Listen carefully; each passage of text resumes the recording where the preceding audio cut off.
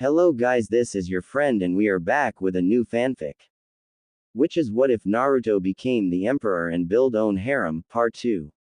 And if you enjoy this fanfic then please press the like button and subscribe to my channel for more fanfic like this.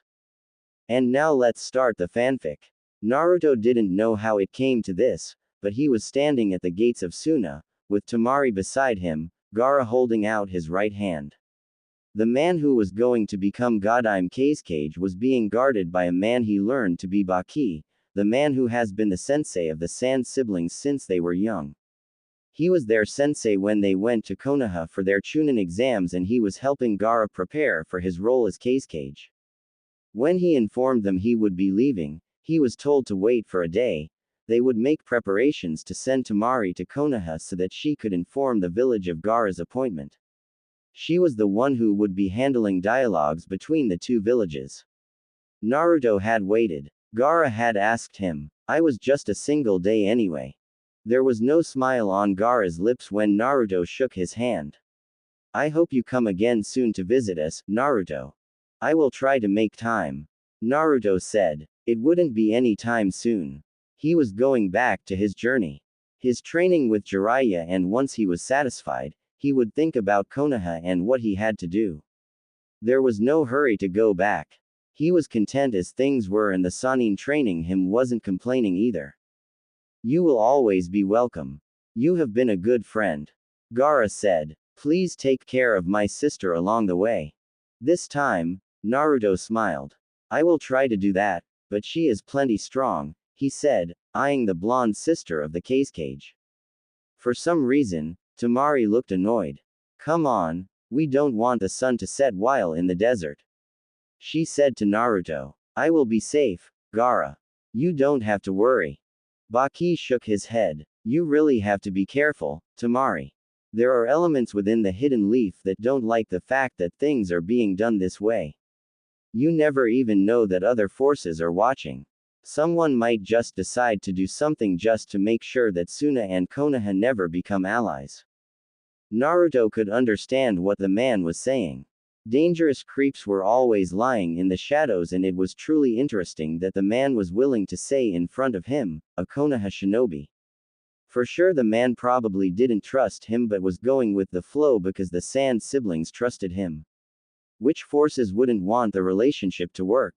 No. Within Konoha, the dark forces only wish for Suna to surrender itself to Konoha. There were such forces. There was a saying, everyone has darkness. Konoha had its darkness and so did Sunagakur. The difference was how people dealt with their darkness. Temari pulled Naruto away before Gaara could say anything. Naruto had noticed that the Jinchuriki hadn't been particularly pleased with what Baki had said. If anything, it looked like he was contemplating on having someone else go with her as her guard. As they sped through the desert, Naruto glanced at the silent Temari. I never asked, how are you dealing with the change? Your brother usually threatened you but now is very protective. I'm just happy that I have my younger brother again. He was a very gentle child before our father sent people to kill him. Our father viewed things based on their value, even people. If he no longer saw value in something, he would get rid of it. He tried doing that to Gaara but my brother would kill all the people and so he stopped trying to do it. It was easy to understand why Gaara turned in the way he did. To have your own father try to kill you because he viewed you as a failure. But it wasn't Gaara's fault. It was their crappy Fuinjutsu users who couldn't devise a seal capable of allowing Gaara to use Shukaku's chakra without the Biju influencing him. The Uzumaki would never create something so pathetic. Fuinjutsu in some other villages was truly cheap imitations of the work of art that his clan was able to create. The seal that housed the Kyuubi was an example of this. It may have been used by his father but the basis of it came from work of the Uzumaki, something that his mother taught the Yondaime. You look displeased. Naruto smiled. Got lost in thought, he said. I don't know what I would if my own father was trying to kill me. Then again, had it not been for some of the Sandame's laws, I might have just hanged myself. Temari frowned. He could say something like that and yet sound so indifferent. Regardless of how you thought of it, That was just sad. Do you really have to say something like that in that tone? This is because it is the past, Tamari. That aside, I have come to understand that only hopeless people will think of ending their lives. My situation wasn't hopeless, I'd just yet to see the light. Naruto said a bit firmly. I'd like to camp somewhere closer to the border of the fire country, can we speed up a bit? You do know that I don't have as much stamina as you do, right? Well, if you get tired, I will carry you, Naruto said with a smile. I'd rather you not. Naruto just laughed and they ran through the desert, taking water breaks and there and then. By the time they reached the river country, the sun had already set and they stopped running. They walked slowly for a couple of hours before they finally reached a place where there was a stream of water and decided to rest close to it. Fire was set and tents were put up. Naruto collected the wood and did the fishing while Tamari watched. He seemed like he was used to this kind of thing. His tent though, it was big and she had peeked inside, it wasn't the kind of thing shinobi carried. It looked just way too comfortable for camping through the night. Then again, this wasn't to make you suffer. You couldn't mistake the symbols on the tent. It was the symbol she saw on every shirt he wore. Where had she seen it again? Tamari couldn't recall, but it was obviously something that had a meaning to Naruto. She was alone with Naruto, only separated by the burning fire that kept their bodies warm. Tamari hadn't really thought such a moment would come. She hadn't thought it would feel so weird. They were alone. No witnesses. He was the person who said things that provoked her to think thoughts she would never think. It worried her. It wasn't her physical safety that worried her, but her emotional state. Naruto's face was strange. Since he walked away down the water stream and disappeared, he was strange. She couldn't see it clearly, but she could feel that there was something different. I'd thought you'd be saying all kinds of things now that we are alone, Tamari said. It wasn't that she wanted him to tease her. She didn't want it. But she had nothing better to say to break the awkward silence. It was the first time she was experiencing this moment with him. Then again, she had never been so alone with him. Naruto's eyes moved towards Tamari. They could clearly see her. He could feel her breathing. She wasn't calm. She was having a difficult time. He could feel the slight tension in the air around them. Perhaps it was his silence. He'd never been so silent with her.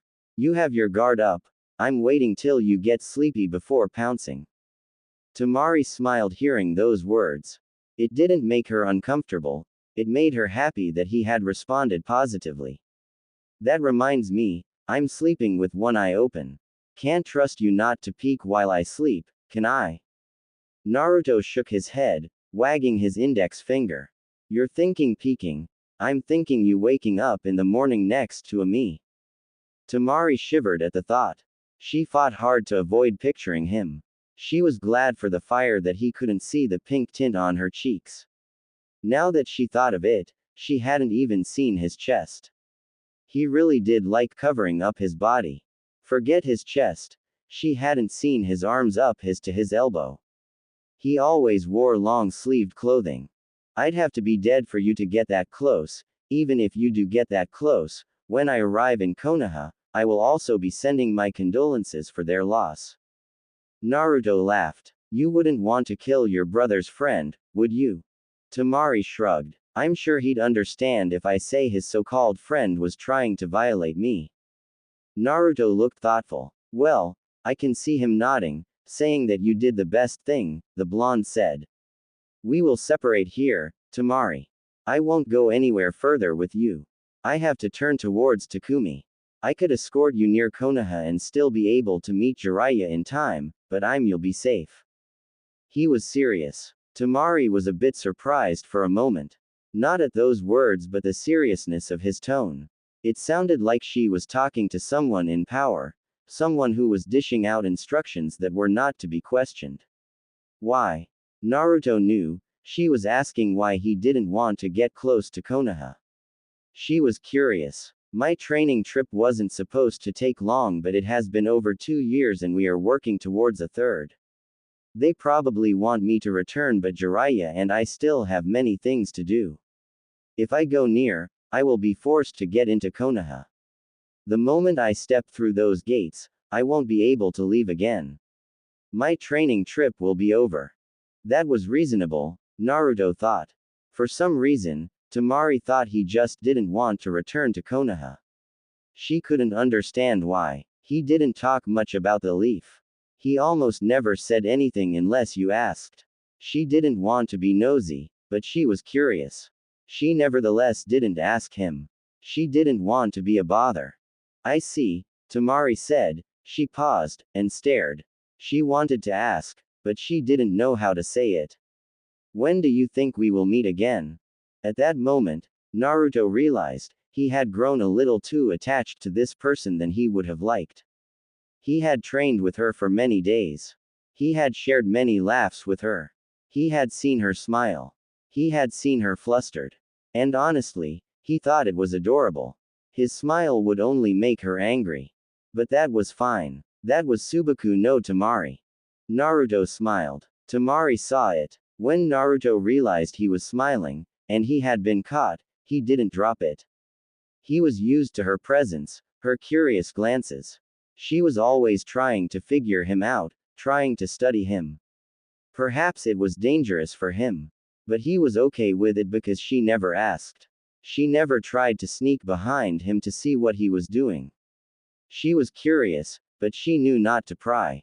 Naruto didn't hate her. But, what? He shook his head. He was overthinking things once more. He did like people at a distance despite openly chatting to them, didn't he? Was it because he always wanted to be in charge? Once more, he shook his head. I don't really know, but if you miss a training partner, let me know. I don't even have a way of contacting you if you are not going to be in Konoha, Tamari said with a frown. Sometime in 5 or 6 months, we should be making way towards Konoha. Jiraiya said we'd have to discuss the conclusion of things, but we will surely see each other soon, Naruto said. That was the truth. He would see her again. But, Lord, he was walking into another dangerous situation. But this seemed fine. Her brother looked like a decent person. She was a pleasant person. He had his issues. He could work on them. And nobody needed to get caught up in it. Naruto smiled inwardly. Was it concern for other people? He has truly become soft in the inside. He could blame the Sandaime Hokage for this change. He had stopped caring. But Team 7 made him see things. It made him experience new things. Perhaps he enjoyed those fleeting moments a bit too much than he should have. Connections. Friendship. They were never meant to be lasting. He was never meant to be attached. Tamari smiled. I hope so, she said. A moment of peace settled in. She enjoyed it. How different her life has become over the past month. It was amazing how things could change. But then again, she never had a boy who wasn't her brother close to her. She had someone she could call a friend. Someone outside of her family. It was a good feeling. She glanced over at Naruto. His eyes were on the fire. She cast her eyes at the burning flames. She listened to the sound the wood made as they burnt. She laughed. She was amused at herself. When did she start doing this? She really needed to get a hold of herself.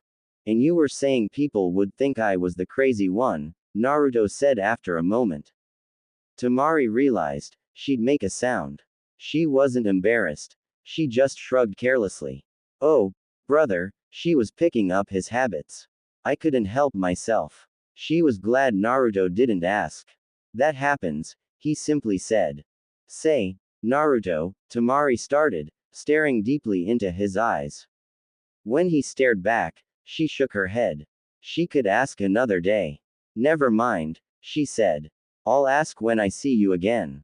It was unlikely to be soon, but Naruto wasn't that curious to know what she wanted to ask. His mind was already filled with too many things. I'll remind you, I'm going to check the parameter. He stood up. Take my tent for the night, I will keep watch. Not for the whole night, wake up me so that you can also rest. Naruto nodded. I will do that. He would not. He did not. Tamari only woke up early in the morning, and when she woke up, he was gone.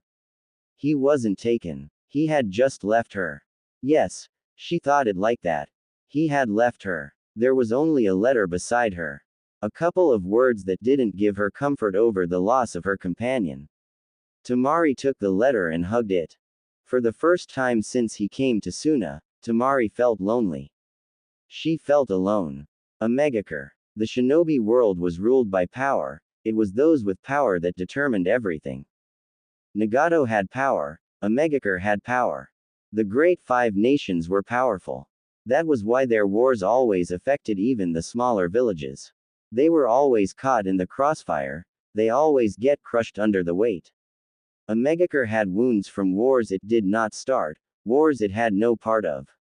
He had pain, memories that he could not remove from his head. Because those with power used it recklessly and they suffered from it. But they would suffer no more. A Megakure would not suffer any more.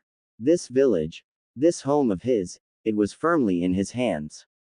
The grip of the past dynasty, he had crushed it. There wasn't anything tangible that remained of it. Nothing. He eradicated it. It was nothing but just memories from the minds of people. But that would too disappear. His village had a massive population. But it didn't have many shinobi. That was why it was considered weak. That was why it was indeed weak in the past. But it was weak no longer.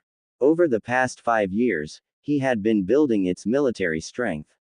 It had shinobi who could fight, shinobi who could stand behind to withstand the might of any hidden village. Jinchurikis were not a consequence. He could handle them, because he was strong. Conan, Nagato glanced over his shoulder as his partner walked towards him. Itachi just left the village, did he say anything to you? Conan nodded. Sometimes the Uchiha had a tendency to walk away from the village without saying anything. The journey always ended up in the Fire Nation. She had always assumed he was going to check on the hidden leaf, but he never said anything and they never asked him. He is going to offer his services to Uzu. Conan handled the Akatsuki while Nagato handled duties of the village. She handled all mission requests made to the Akatsuki and she assigned them to whoever she thought was suitable. But Uzu was always specific in their demands. It was always Itachi. Nagato went there occasionally. I hope he is careful this time around. Last time he returned before the mission was over because he had put some people under genjutsu. Nagato shook his head. The Uchiha was smart. But those people in Uzu were not to be underestimated.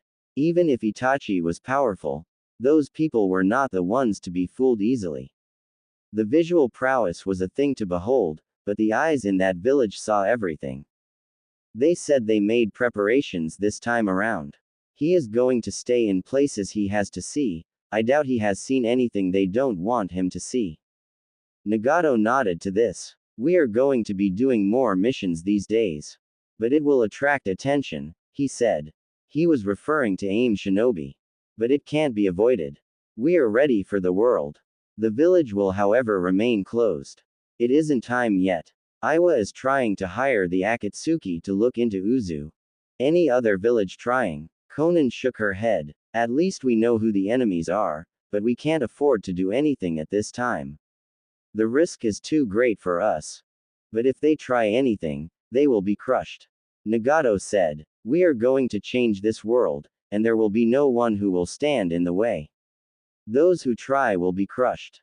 We have been wrong too often, and because these people have power, they have always gotten away with it. We shall no longer allow them to make us experience pain. If they tried, it was them who would be made to experience the pain they have felt. Perhaps they would understand. Maybe they would not. But this world had to be changed. This order of things would be changed. And they would do it. They would not fail. Conan looked down at the streets. This was at least something they had managed to do, secure a Megakure.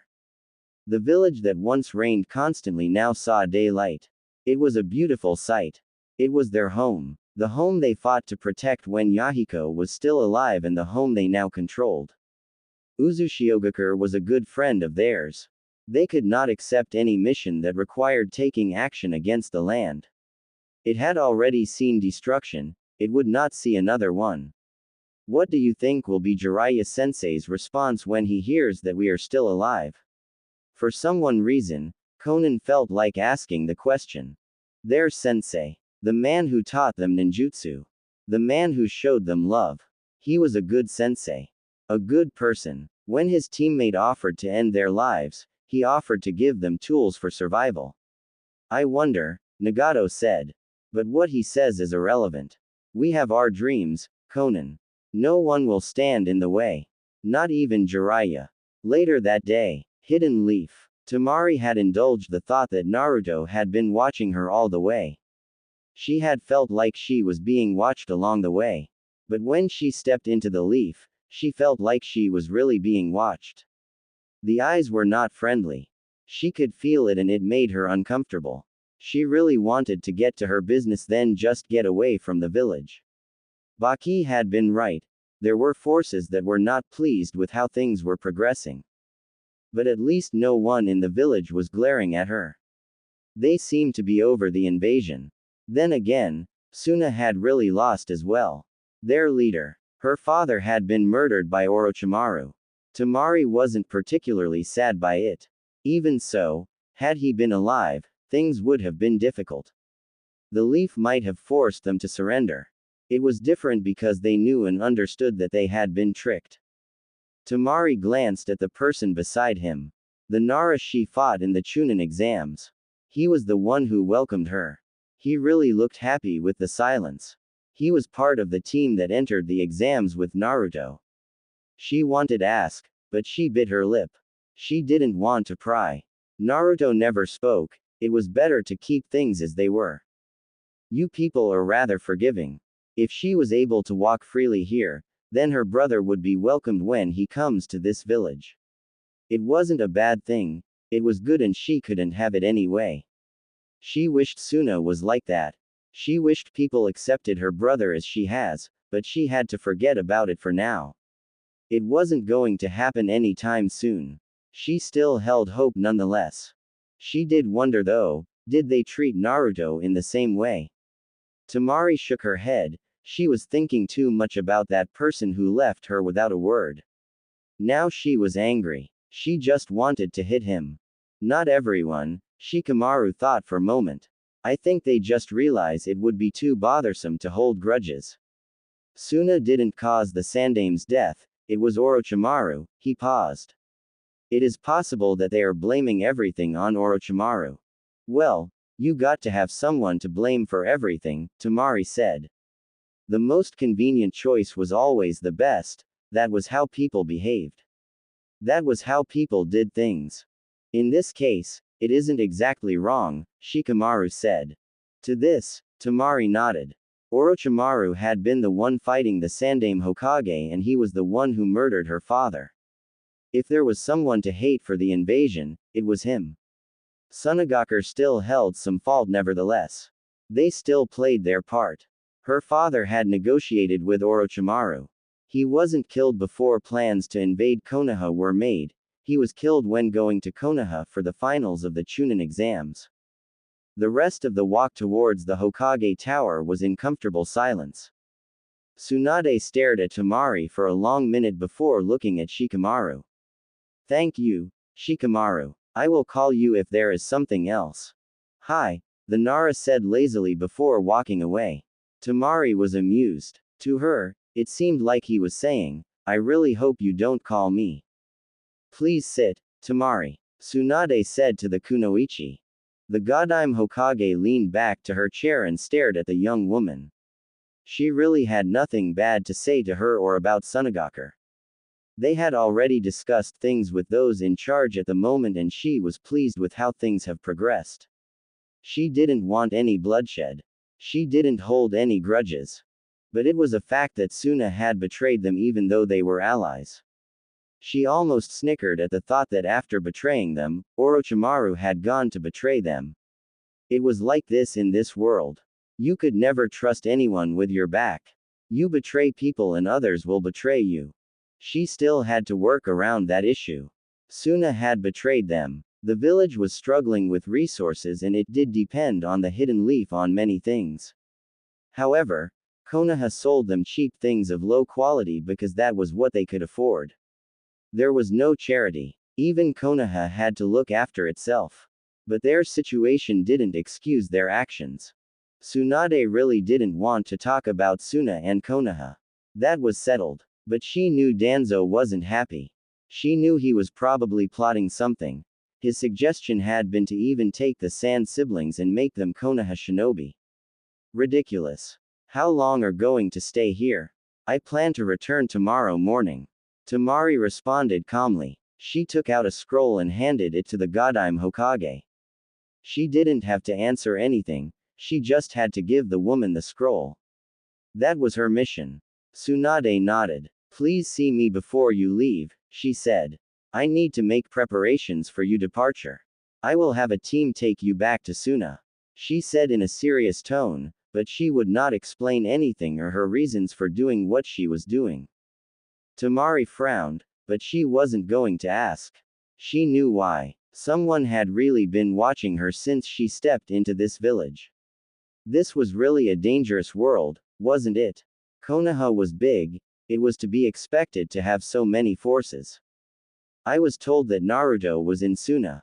Tamari nodded. He stayed with us for a month. He left after receiving a message from Jiraiya-sama. She was surprised with her response.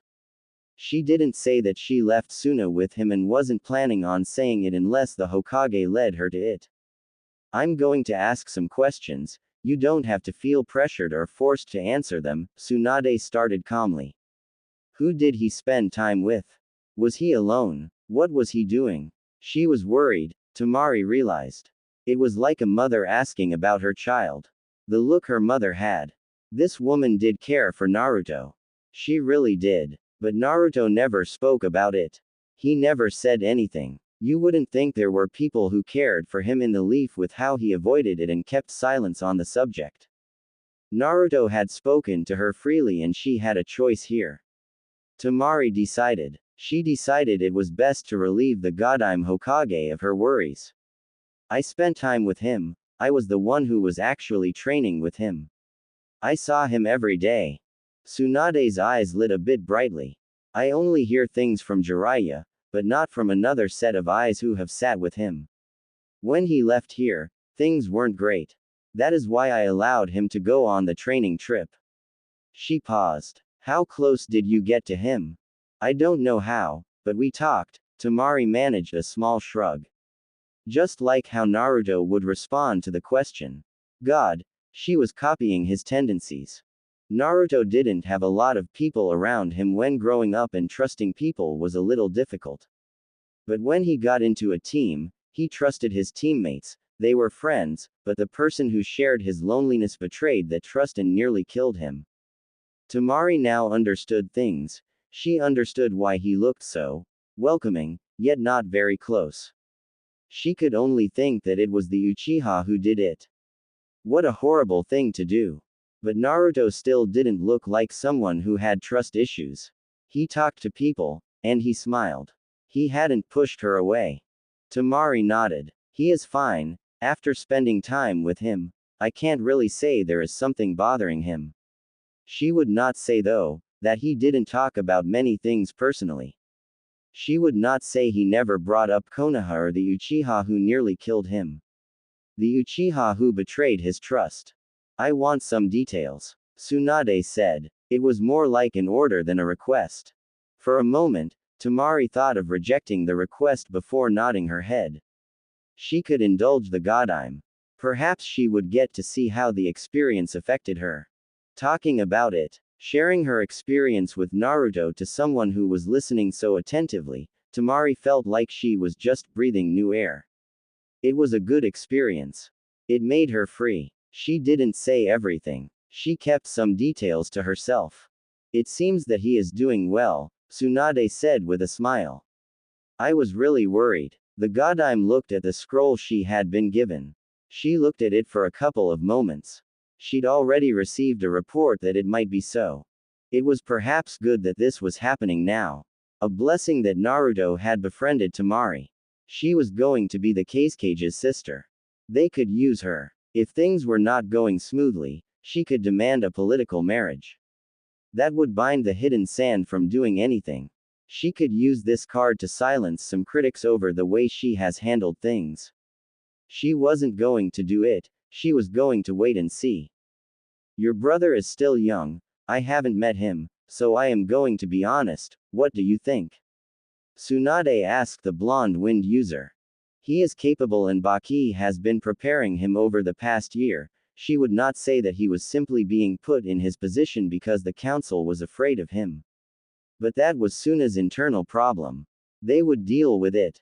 If Konoha found out about it, they would work it out. But this didn't mean he didn't have the qualities. He had them and he would do a great job as Cage. That isn't very reassuring, but I have seen enough not to underestimate someone because they are young, Tsunade said. I will write to him. Konoha is still open to trading with Sunagaku, but we will have to revise things a bit. Tamari managed a smile. I will pass on the message, she said.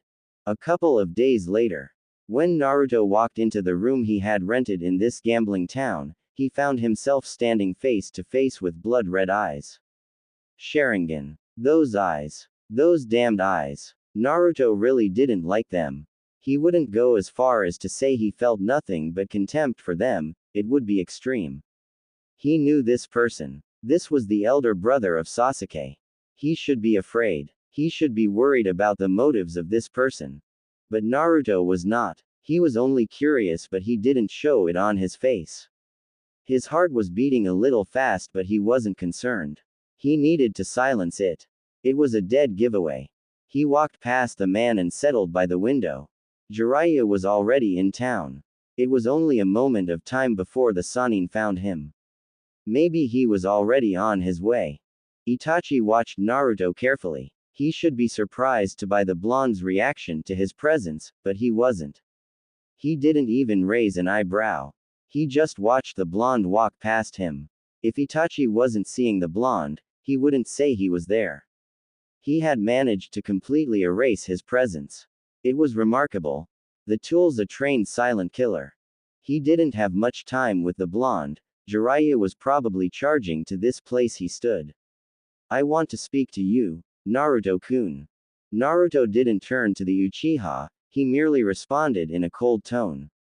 You have my ears, but not his eyes. Though, I find it interesting that a known S-rank criminal would be interested in just a mere genin. I think we both know you are more than that, Itachi responded calmly. I once served as an Anbu in Konoha and the Sandaime trusted me very much. Naruto glanced at the Uchiha through the corner of his eyes. I know, I did see you once or twice. He did speak very highly of you, even after the massacre. Then again, he was still fond of Orochimaru despite everything. The blonde paused. Like I said, you have my ears but I may not respond. If I want to get answers from you, I'd be forceful, Itachi said calmly.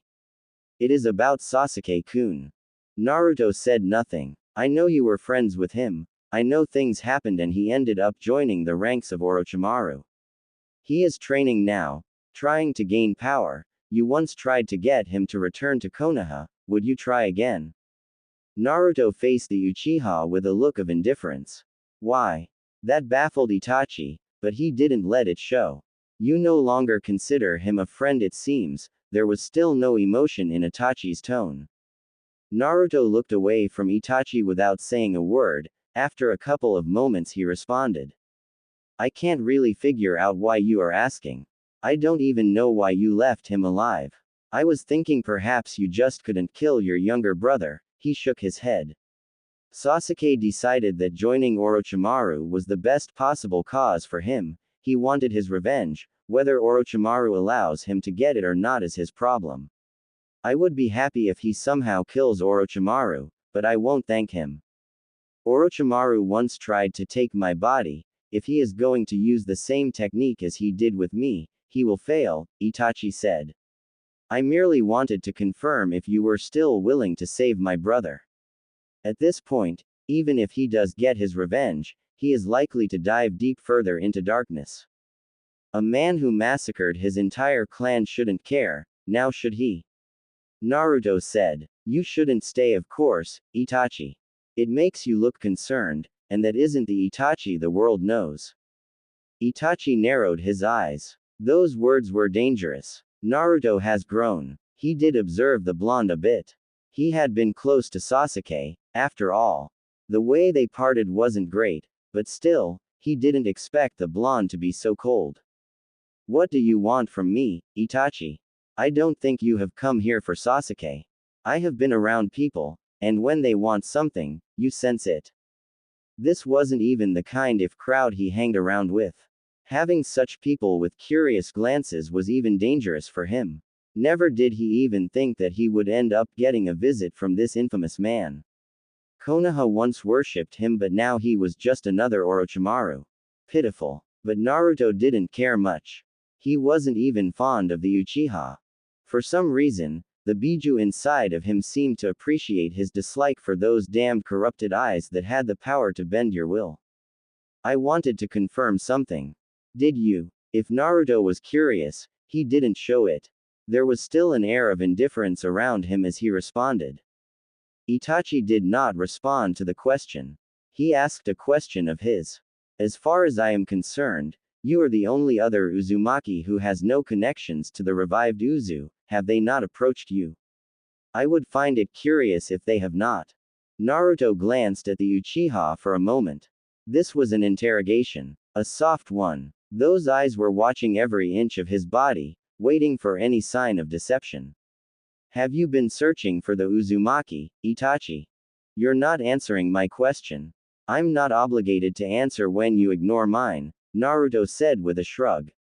I have been to Uzu, and I have traveled around a lot. I haven't come across any Uzumaki. The world is big, Itachi. The survivors of the Uzumaki clan scattered across the elemental nations after the destruction, Naruto said. It does make you wonder, doesn't it? What? In asking that, Itachi realized, Naruto hadn't answered his question and he was steering him away from it. His eyes narrowed dangerously. This was no normal teenager. He was at least able to confirm that. But Uzu would not show him anything. Maybe someone would slip in something to him, but it was unlikely. Uzu and Konoha were like brother and sister, and yet, none of the survivors ever took refuge in the hidden leaf. Naruto paused for effect. That is a puzzle, isn't it? It is, Itachi said. I will also reveal a little secret, since you don't want to cooperate with me. I am indeed a criminal and massacred my clan, but I still kept contact with the Sandaime Hokage. You see, when it came to you, he did not trust any of the Anbu. He contacted me. I was there when you two visited Uzu. Naruto turned to face the Uchiha. The mask on his face didn't slip, but he did have a raised eyebrow. Well, that is interesting. Well, at least no one in Konoha knows about it. He turned his eyes outside once more. What else do you know? Admittedly, nothing. This is why I came here. You were interested in Uzu back then, but now there is nothing. Why? Itachi asked. My time is up, but we shall talk again, hopefully. The Uchiha disappeared from the room after those words left his lips. A few moments later, Jiraiya burst into the room, looking worried. Naruto turned around to face the Sannin. I'm not paying for that damage, he said. Naruto was fine, but there was no sign of the Uchiha. Jiraiya frowned. He was late, but at least there was nothing wrong. Then again, he didn't exactly think that Naruto would have been harmed. What would Itachi have against his student? The Uchiha was a member of the mercenary group, Akatsuki, but they wouldn't be after Naruto, would they? Glancing at the door on the floor, Jiraiya sighed. I didn't book the room, I can't pay. I was never even here. Naruto sent the Sannin a look. You will regret many things, sensei. That said, he looked back at the window.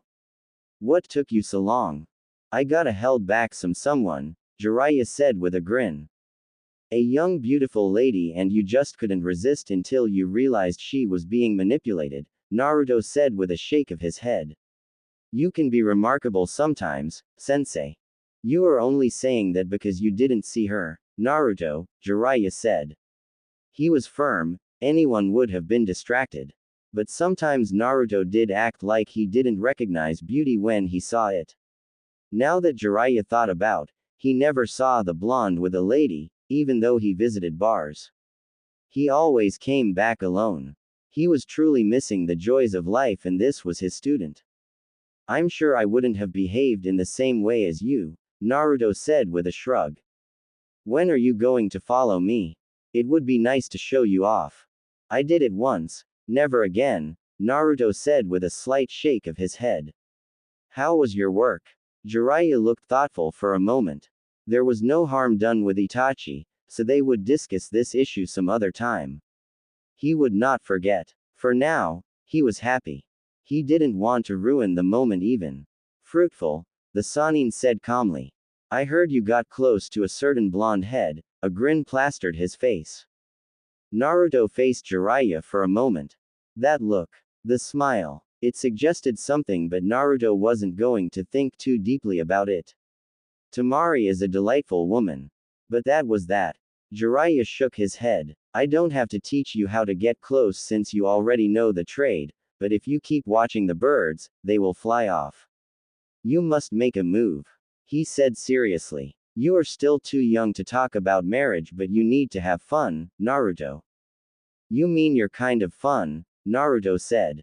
I am not exactly a boring person, in case you forgot. You know, I just am more controlled than you. Certainly, the blonde knew how to act. He could sit at a bar and laugh with a couple of ladies while drinking, but he would end it there. Jiraiya could confidently say the blonde knew the body of a woman, and yet, he never seemed eager. The toad sage sighed and settled on the bed. Tsunade was asking about you. I'm sure she was. As she does in her letters, you have a tendency to leave them open so that I can comment. And you don't. You pretend as if you didn't see anything. I don't pretend anything. I just keep my thoughts to myself. Besides, if you didn't ask for my opinion, I can't give it, Naruto said. How long do we have? She didn't stipulate, and I'm honestly fine with the way things are. I failed to do so many things in your younger days. I'm watching you grow, we are close, I am happy with that. But things had to come to an end. Nothing was forever in this world. He knew that. He had experienced it too many times. This end would be on his terms and he would be content with it. There was nothing that could take away the memories he has shared with Naruto. There was nothing. The memories were his and he would make some more. But we are still wanted in Konoha, Naruto said. There was no emotion in his tone. And he wasn't looking at the Sannin. Jiraiya couldn't tell if the blonde was displeased. Yes, Jiraiya said with a small nod. We have to cover your Kaden training, and the Kyuubi's chakra. And we have to do missions for you to earn yourself more experience in battle. If the toads are willing, you will learn Senjutsu. Well, that is quite the schedule, Naruto said. We can do fire and Kyuubi's chakra simultaneously. It isn't my favorite meal to do 2 training exercises at once, but since we don't know when we will end our time together, we don't have a choice, Naruto said. Jiraiya could work with that. Are we going to talk about your skills in Fuinjutsu? His tone was serious. I don't usually push you for answers, but it is important if we are going to learn controlling the Kyuubi's power. Naruto glanced at Jiraiya at the corner of his eyes before looking at the streets. This town was lively. This wasn't his first time here. He'd come here looking for the old hag. What of my Fuinjutsu skills, sensei? I put it wrongly, Jiraiya then corrected himself. What is your knowledge regarding Fuinjutsu? You might not be able to apply the art in practical use, but sensei gave you many books about the art to read. He even had me hand over scrolls one have obtained from Minato. He would not tell me what it was for, but I suspected it was for you. He did give me things to read. Naruto said quietly. The third had me consume as much knowledge about Fuinjutsu as I could filter through my head.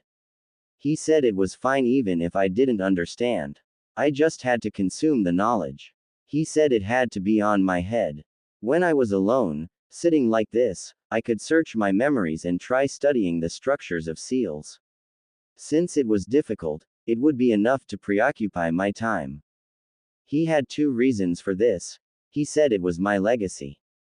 It was the legacy of the Uzumaki. The second was that he wanted me to think about something useful. He didn't want me filling my head with thoughts of my loneliness. Because I could concentrate, it was easy just thinking of diagrams I couldn't describe. At the same time, it was frustrating. But I also needed something to think about, so I filled my mind with those diagrams, arrays, drawings. Jiraiya was silent for a long minute as he absorbed those words. He knew of Naruto's habit. He knew the blonde could sit by the window for hours without moving. Why haven't you attempted learning it? Just because your mother was good at it doesn't mean you'll naturally be good at it, Naruto responded calmly. Those were the words the old man used to tell me. Jiraiya sighed. Do you know the secret of the necklace Tsunade gave you? It is a sealing technique, I know, but it can easily be crushed because it works best with Mokuden. It is the Shodai's jewel after all, Naruto said. What of it? Jiraiya shook his head. That is just another measure we have in case you lose control. But I don't know what it takes for it to activate. It didn't activate on 4 tails. There were still 5 my tails missing, Naruto said in a flat tone. We will work something out.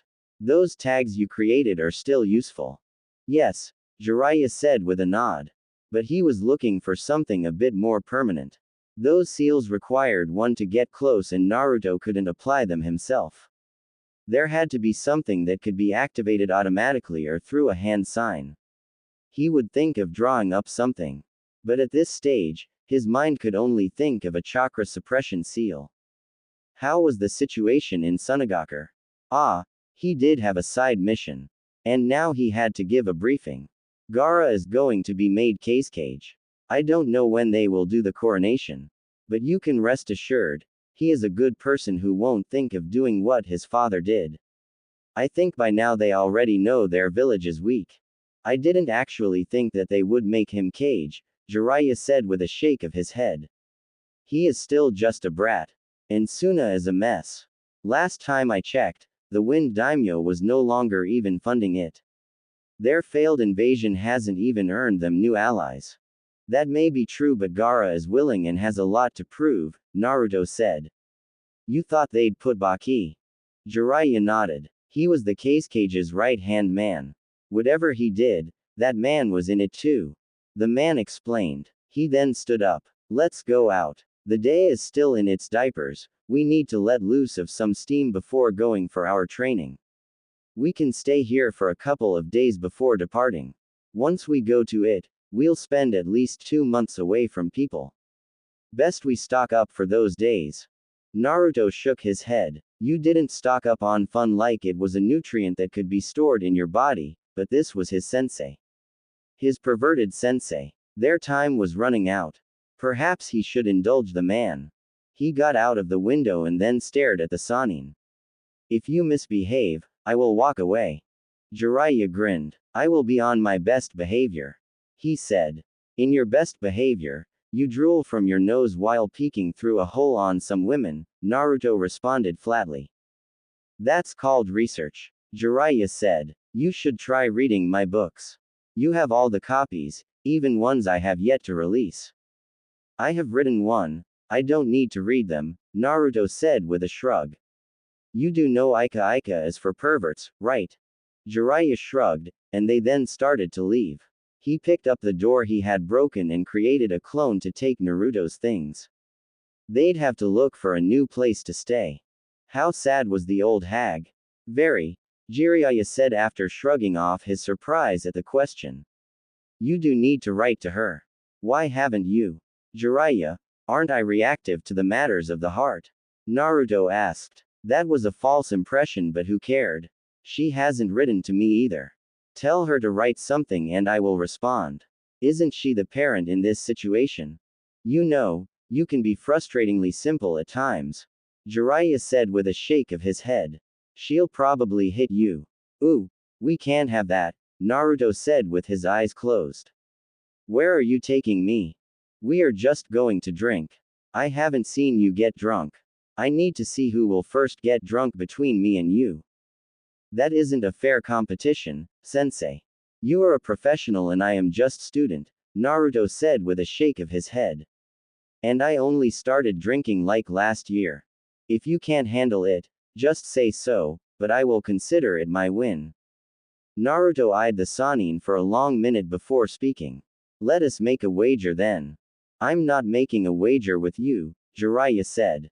Last time I ended up walking into a hot spring while a women's bathing place. You were confident you could win. If I had lost, I would have been the one doing it. Jiraiya glared at Naruto. I doubt it, you have a smooth tongue when you want to use it.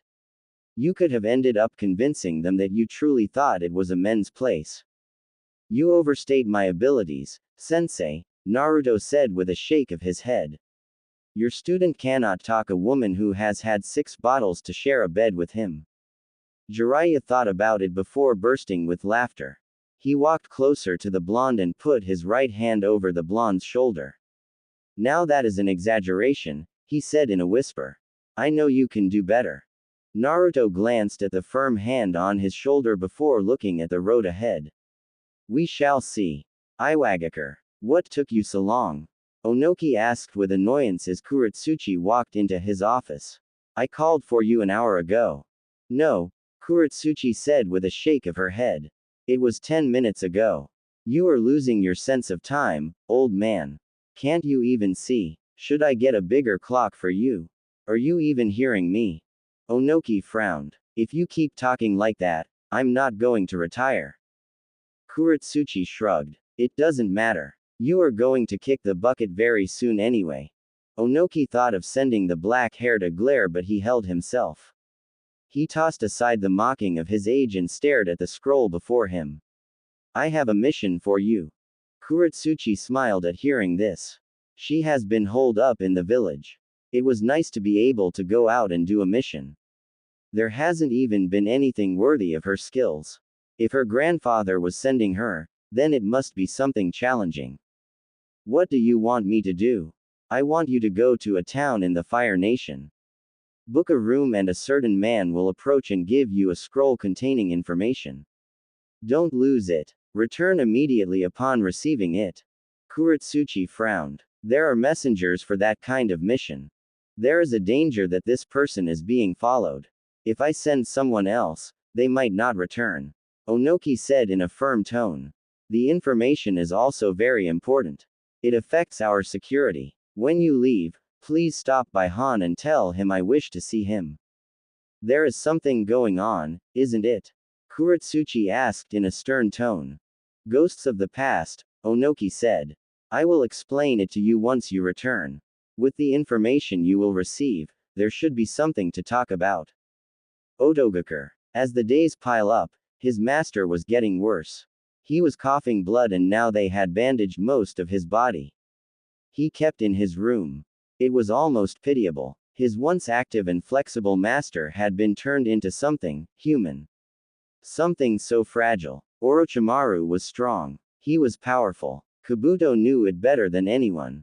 He was the best of the Sannins, but now he had been reduced to a fit of coughs, a pained man who couldn't do things himself. It was a spectacular fall. But Kabuto knew. His master would rise up once more. Once he took Sasuke's body, he would be unstoppable. He would become the master that Kabuto had come to respect. For now, he could only watch the pain of his master. He couldn't do anything against it. He entered Orochimaru's room carrying the now customary tray. Orochimaru was sweating badly. A normal person couldn't tolerate the pain. But he was going through it. Your situation is getting worse, Orochimaru-sama, Kabuto said. The body had given away far quicker than both had anticipated. At this point, we will have to move things ahead. There is no need to hurry, Kabuto, Orochimaru said with a shake of his head. There is something that can cure this, but it is a temporary fix. You have to leave here to get it. Kabuto raised an eyebrow. Orochimaru trusted him with all his experiments and he did conduct some research for the man at times, but this was the first he was hearing about it. Should I leave everything you'll need? Yes, Orochimaru said. Behind my throne, there are 3 scrolls. Take the smaller one. It has everything you'll need. Hi. How is Naruto-kuna training progressing so far? Ah yes, the mysterious blonde who was being trained by his former teammate. Smoothly, but there is still a lot I don't know. He is still traveling with Jiraiya-sama, so their movements and activities are always covered, Kabuto said. I said we should keep his strength as a secret from Sasuke-kun, but when you come back, we shall go out on a hunt. You're thinking of using him to try to awaken Sasuke's Mangekyo? Orochimaru nodded. He didn't want to admit it, but it was unlikely for him to unlock it. He needed Sasuke to do it for him. Naruto-kun hates Sasuke now, but they were still friends. Sasuke might be able to awaken the Mangekyo after killing him. If it doesn't work out, it will be a good workout to test his strength. Will Jiraiya-sama allow them to fight? Orochimaru grinned. You should know they are not always together. We will wait for that moment. Tanzaku Gai. The conversation was going to come at any moment. Naruto had been counting the stars, waiting for Jiraiya to finally say the words he has been meaning to say. Itachi's appearance should have given him the energy. There were a lot of things that the Sannin has been refusing to say. Perhaps he was enjoying the moment and didn't want to ruin it by saying something that would displease him. For a man who thought himself as a failure, that was one reasonable thought Naruto came up with. Well, they have been on this journey for a while and he had known it would come up. He wasn't dreading the subject. He could take it on without flinching or being all dramatic. He was normal regardless of the subject being discussed. It was perhaps something he learned from that old man. Thinking of Hiruzen, Naruto couldn't help but play a couple of memories from the past. The good days. The whole of Konoha was against him. Academy teachers didn't want to teach him. They made sure to screw things up for him. It was a miserable existence, but Naruto had lived through it. He had endured because that old man was there for him, the Kyuubi's Jinchuriki. What did Itachi say to you, Naruto? Jiraiya finally asked. His eyes never left the blonde, they were stern. He wasn't going to back down if Naruto said he didn't want to talk about it. He was done being careful. Naruto glanced at Jiraiya from the window. The air was flowing nicely. He could use some warm-up once he is done with the perverted Sannin. He had questions about Sasuke and Uzu. It was a curious encounter. Why would a criminal be curious about my thoughts if Uzu approached me? Jiraiya's eyes narrowed sharply. It was a curious thing. But then again, Itachi's actions have always been strange. Jiraiya couldn't understand what motivated the man. He couldn't figure him out. But then again, when he walked in a room, the Uchiha jumped out through the back window. They could never meet, but he was really looking forward to that meeting. That is indeed curious, Jiraiya said in thought. What did he say when you asked? Said his time was up, Naruto said with indifference. I was interested in his answer though. The way he asked didn't exactly sound like man corrupted by power. Then again, you can never be sure about appearances when it comes to the Uchiha, the blonde finished calmly. What if he is working with Uzu? Jiraiya said. Itachi has an affiliation with the Akatsuki, but I don't know anything about it. I'm merely speculating, but it could make sense if he was asking on their behalf. Jiraiya thought there was a chance that Uzu recruited rogue shinobi to protect itself. There couldn't be powerful shinobi in the village, so they had to be thinking about hiring shinobi who can protect them. He could be wrong. There wasn't that rumor out of things that reached the Wave Country. Well, he is a powerful shinobi, but again, you still question his motive, Naruto said. Jiraiya nodded. What did he say about Sasuke? Strange, Naruto said. He asked if I was still willing to fight for him, to try to bring him back to the good side. I was given the impression that maybe he doesn't actually hate his younger brother. From what I hear, Itachi loved his younger brother. It could be that he left him alive because he just could not kill him, Jiraiya offered. But that still does leave the door open to many questions. And zero answers, Naruto added. Jiraiya grunted in response. That is true, he paused before asking. What did you say about Sasuke? Are you still willing to try to get him back to the Hidden Leaf? Why? Naruto said. That is the response I gave Itachi and I am giving it to you, sensei. Naruto said. There was still no change in emotion. His voice never faltered. He was neither cold nor hot. This lack of emotion frustrated Jiraiya. Not because he expected the blonde to throw a fit. Naruto never did that. He was reserved and controlled. But this indifferent response meant he couldn't read him, and that is what frustrated him. He was your friend Naruto. You cannot erase the past you shared with you. Regardless of what happens, the Sasuke you shared a past with will always be there. Jiraiya said in a stern tone. Regardless of what happens, Sasuke is a former Hidden Leaf shinobi and the people there still want him back. If you are ordered to bring him back, would you say why? When a shinobi is given a scroll and told to deliver it, does he ask why and what is in the scroll? Jiraiya frowned. Although Naruto wasn't looking at the Sannin, he could tell he was frowning. Exactly, Jiraiya. I would carry out my duty. Itachi was asking for my thoughts on the matter. If it was my choice, what would I do? You didn't answer his question and you didn't answer mine. Your responses have been with questions. Jiraiya said. I gave you a reason. He was your colleague. Now, you can either choose to ignore it or accept it. I have no attachment to the Uchiha, Naruto responded. Honestly, his attachments to the people in Konoha were fragile. He never got too close because he knew it was a fleeting moment. I have not really thought of him since he departed sensei. At this point, Sasuke is irrelevant to my training and my future. Regardless of how you look at it, those words were just cold. Then again, how many years did he spend chasing after Orochimaru? Did he succeed? Of course not. I really hope I don't become irrelevant. Naruto glanced at the Sannin for a moment before shaking his head. You can be miserable at times, he said. But it is a fact, Sasuke and I were friends. It wasn't what he wanted. He played the role of a mere genin all too well. He ended up getting attached. It wasn't supposed to happen. But he got closer. It was his mistake. You really couldn't fully predict the human emotion. He wasn't sad things ended up in the way did. That was why he wasn't moping. Perhaps people thought he had been miserable after Sasuke left. Yes, he was, but not for the reasons they had in mind. What of Konoha? You've never talked about it. There isn't really nothing much to tell, or talk about. That aside, I really didn't want to focus on the leaf. I just wanted to get my head straight into training and forget about Konoha. It doesn't work like that, Naruto. Konoha is home, you have to think about it. Perhaps, but we are still going back. The village isn't under attack. I never felt like talking about it, Naruto said carelessly. What are you worried about, sensei? Are you thinking that if the Uzumaki come knocking I will drop Konoha off the bat without blinking? Jiraiya wasn't that concerned about it, but to say he didn't think about it would be an outright lie. Naruto would have every reason to depart the leaf, and honestly, Jiraiya would not blame him if he decided to leave.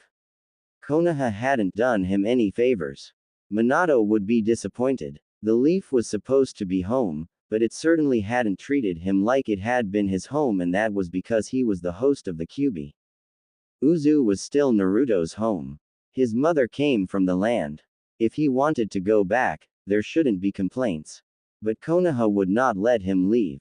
They would allow it. There was a sense that the blonde belonged to them. The Kyuubi was their property. Jiraiya sighed. Don't say it like that, Naruto, he said calmly. I understand, but there are people in the Hidden Leaf who are asking questions. I'm a shinobi of Konoha. It is only natural that I be concerned. Naruto didn't offer an immediate response. A couple of moments passed before he spoke. Well, you still don't know if Uzu is an ally or an enemy. There should be concern there, he said. Everyone is worried about that, Jiraiya said with a nod. Tsunade wants us to be on the lookout for Sasuke. If I get information about his whereabouts, we will move. Any time now, Orochimaru might take over his body. Well, that is what he wants. He is willing to sell his soul to the devil, Naruto said without emotion. But Sasuke is an emotionally unstable spoiled child. I guess it can't be helped. So you won't have a problem. Naruto shook his head. Not at all. A mission is a mission and we can't have Orochimaru becoming powerful. It would become a problem, he said. When do we move? I'm still waiting for some information, Jiraiya said. He was silent for a couple of moments before speaking. I feel that there is a storm that is coming. It is making me nervous. This world might become unstable and the peace might be threatened. Naruto wasn't all that deep into the talk of peace. Jiraiya surely loved the subject and Naruto had indulged the Sannin on a couple of times. Well, we must be prepared for everything. In this world, you never know what is going to happen tomorrow. This is why we must always be prepared for anything. To this, Jiraiya nodded. I'm going to see one of my contacts, the Sannin said standing up. You want to come? Naruto shook his head. I have had enough activities for the day. I wish to stay in. I will go out tomorrow to stretch some muscles. Jiraiya nodded and walked away from the room. With the Sannin gone, Naruto released a long breath he'd been holding. Silence. Peace. The solitude. Finally, Naruto was sitting on a clear field, just away from Tanzaku. He had an expressionless mask on his face, staring down at a couple of lines he'd drawn on the ground. Sometimes he liked to keep up with sealing. He didn't need any more training. Manuals. Many seal structures and what they did, they were memorized inside his head. The Sandaime Hokage had made sure his mind was a field of seals. Sometimes it made him crazy. Sometimes whenever he closed his eyes, he could only see the marks, the tattoos. They were complex and he'd obsessed trying to untangle them. At least spending hours each day just thinking about seals had driven away the demons, the laughter inside his head, the whispers from the villagers, those eyes that glared at him with nothing more than contempt. He'd forgotten about them. Even when teachers at the academy refused to give him anything good and actively tried to sabotage his grades, Naruto had found comfort in Fuinjutsu. His legacy. His savior. Because of the role he has had to play as a shinobi of the Hidden Leaf, Naruto had been forced to forget about Fuinjutsu, practicing it and using it. But he didn't want to lose his touch. Yet, having a paper and a brush would earn him questions from Jiraiya. It was a dangerous situation. He avoided dangerous by abstaining from things whenever possible. But since the man had brought up the subject, it was safe to study. Space-time ninjutsu. A rather delicate art. It was complex, yet very useful. Perhaps he would have never gotten this far without it, to be able to move from one place to another in the blink of an eye. It was a tremendous ability. His father had truly made himself famous by taking the Nadaime Hokage's jutsu into another level. People praised Minato for his genius, but Tobirama was the true genius. He created so many jutsus, some now forbidden in the Hidden Leaf. A kunai flew towards him from behind. Naruto tilted his head to the left while raising his hand. He caught the kunai through his fingers and looked at it for a moment. Without even looking, he flung it backwards before stood up. It almost never happened that he found himself a target of an attack by someone. Naruto hasn't gone around pissing off people within the elemental nations, and his actions since he saw the result of Uzu's destruction have always been subtle. He never got too involved. His hands were free. It wasn't to say they had no blood in them. He was a shinobi. That was bound to happen. Because there were few people who'd have something against him, Naruto concluded that this was Konoha's mischievous people. He wasn't too sure, so he would have to ask.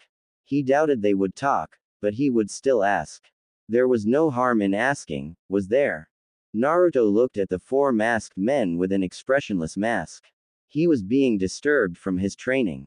He generally didn't like it because now he would have to go again in reorganizing his thoughts. One of them lunged towards him. Having spared with Jiraiya for countless times, Naruto could see the masked shinobi coming all the way. He felt bored. But he could still use this as a training session. He hasn't had one where bones could be broken. He could do this. But they would still have to pay disturbing his time. The masked man stabbed a kunai towards his face. Naruto sidestepped the strike and twisted around swiftly. He lifted his right hand and slapped the man on his shoulder, sending him off balance. "You're slow, you need to increase your speed," he stated calmly. The man responded by twisted clockwise, while lifting his right foot. Naruto watched the incoming attack. If he stood still, he would be hit on his shoulder. He jumped back, slightly, avoiding the kick. Only his left foot touched down the ground. He'd sensed more movements. A second after touching the ground, another masked man flashed just above him. He swung his sword in a downward slash that was aimed at his right shoulder. Naruto leapt into the air and twisted around. He slammed his foot on the man's shoulder, sending him flying away. He then landed gracefully. Kaden. Great fireball. The fireball was coming in from behind. It was a pathetic excuse for a fireball. Naruto had seen something bigger from Jiraiya. Hell, even Sasuke did better than this. Almost lazily, swiped his right hand and then snapped his fingers. The flames just died down in the blink of an eye. "You're all not very strong. It is quite pathetic really for shinobi who wear masks," Naruto said with a shake of his head. "Come on, let me end this," he said, motioning for them to come. Perhaps he was being too rough of them. He has been training with Jiraiya and he wasn't exactly weak. He was strong. Even so, it was quite disturbing to learn that they could not even touch him. He should have just broken them at first glance. When they didn't attack him, Naruto took out kunais from his pouch. He held them all with just his left hand and then flung them towards the masked men while charging forward. The man he was facing dodged the kunai by tilting his head to the side. When he saw Naruto coming, he threw a right hook, but slowed down, falling backwards slowly and watched the punch with both his eyes. He held out his right hand and channeled wind chakra, forming an invisible blade. He swung it and cut through the man's elbow, separating his arm from his shoulder. There wasn't even a sound from the man when the sword struck. When the man attempted to run away, Naruto took out a kunai, channeled wind chakra through it and flung it. The kunai pierced through the man from the back of his neck and went through his throat before dropping dead. Naruto fell on his back when he saw another masked man stomping downwards. He rolled to the side just once to avoid the blow. When the man's foot crashed into the ground, Naruto's right hand moved swiftly with his wind blade still activated. The blade cut through the man's left leg, just above his knee.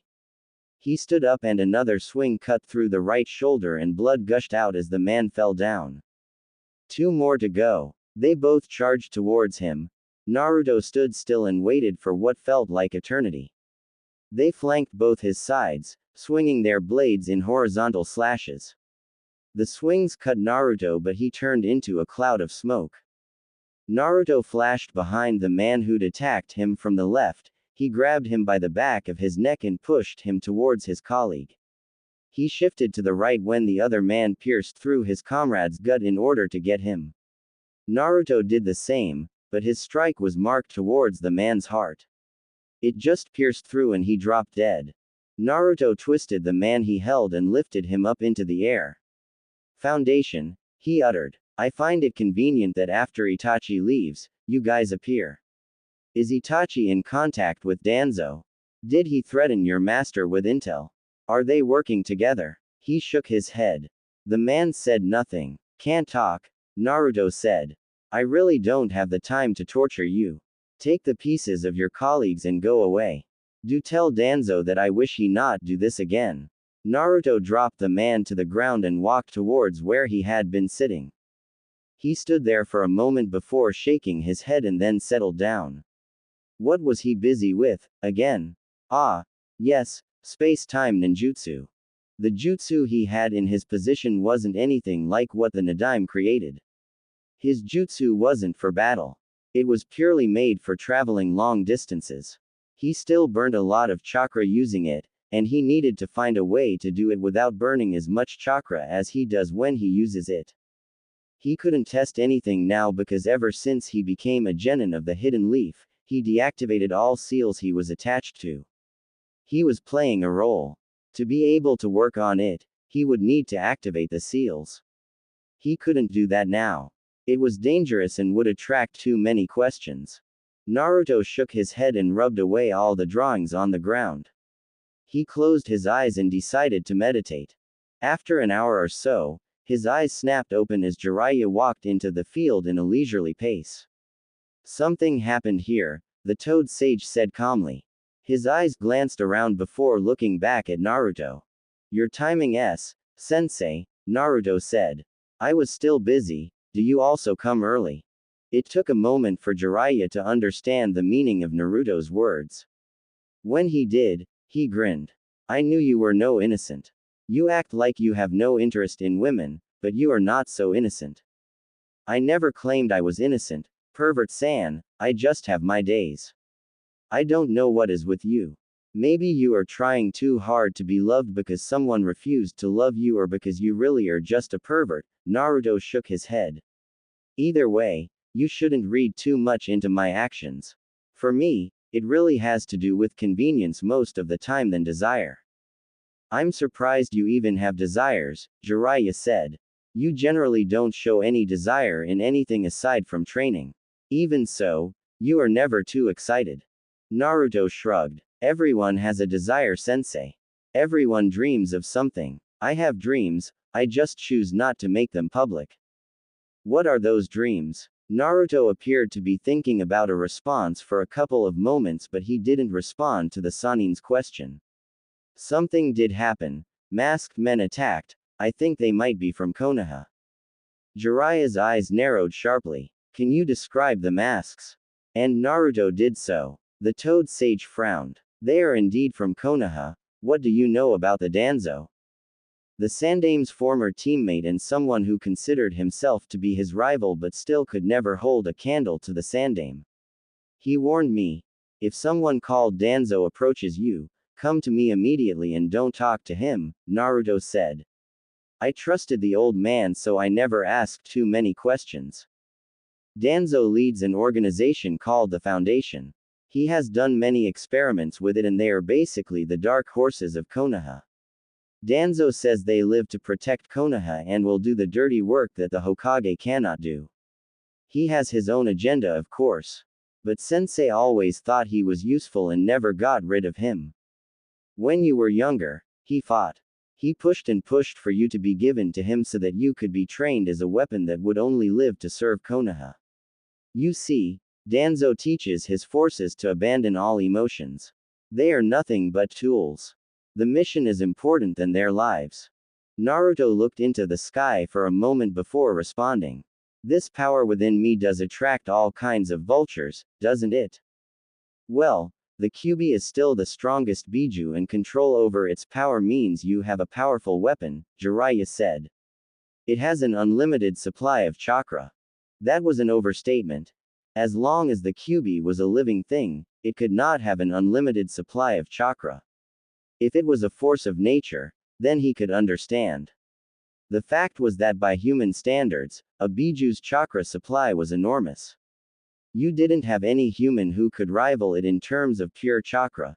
This is the reason people even hunted them in the first place, for their chakra. It was like that in this world. If you had too much power, you either joined them or you faced destruction, a corrupted world. But those with power controlled it and the weak could only complain about in their dark little corner of misery. Power, that is something people desire. Some will do everything for it, kill, betray, sell their souls. Power is everything, or at least fools think, Naruto said with a shake of his head. I was being tested. Probably, Jiraiya said. Did you give them a good spanking? Naruto shook his head. No, he said. Are you going to warn the old hag? Can you stop calling her that? Naruto stared for a moment before shaking his head. When we arrive in Konoha, I will sweep her off her feet and call her princess. Will that make you happy? Jiraiya painted the thought on his head, and tried to imagine just how Tsunade would react to it. Try it, he said with a grin. You're being mischievous, Naruto said. Then, of course I have to warn her, the Sannin said.